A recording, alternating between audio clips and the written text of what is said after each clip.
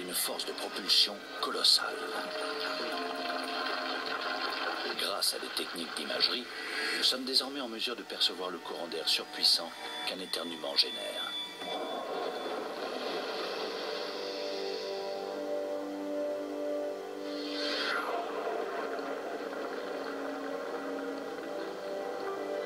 La source de cet ouragan réside dans la compression de centaines de muscles du corps. L'air est propulsé à plus de 160 km/h, dispersant près de 40 000 gouttelettes contenant chacune une grande quantité de bactéries et de virus dont l'unique but est de propager l'infection.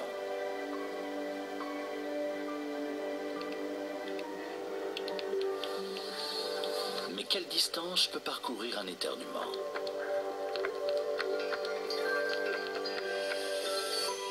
Grâce à des boîtes de gélose destinées à recevoir les retombées, les scientifiques ont enfin trouvé la réponse à cette épineuse question. À 2 ou 3 mètres, on retrouve encore de grosses gouttelettes. Ces gouttelettes sont visibles à l'œil nu. Elles font environ la taille d'un cheveu. Mais ça ne s'arrête pas là. Au fur et à mesure que la distance augmente, les gouttelettes deviennent petites. Certaines peuvent rester plusieurs heures en suspension dans l'air. Ces particules plus petites se divisent jusqu'à devenir totalement invisibles à l'œil nu.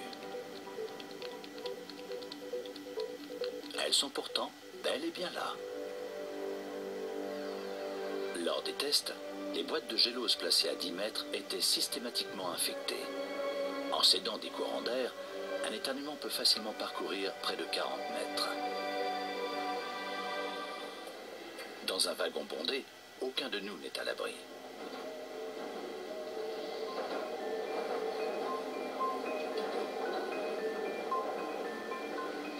Un seul éternuement contient des millions de micro-organismes capables de survivre plusieurs jours dans notre environnement. Voici une culture bactérienne après seulement 2 jours.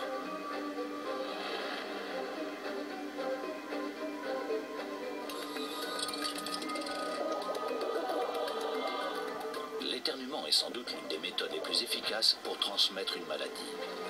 Heureusement pour nous, il ne s'agit la plupart du temps que d'un banal rhume.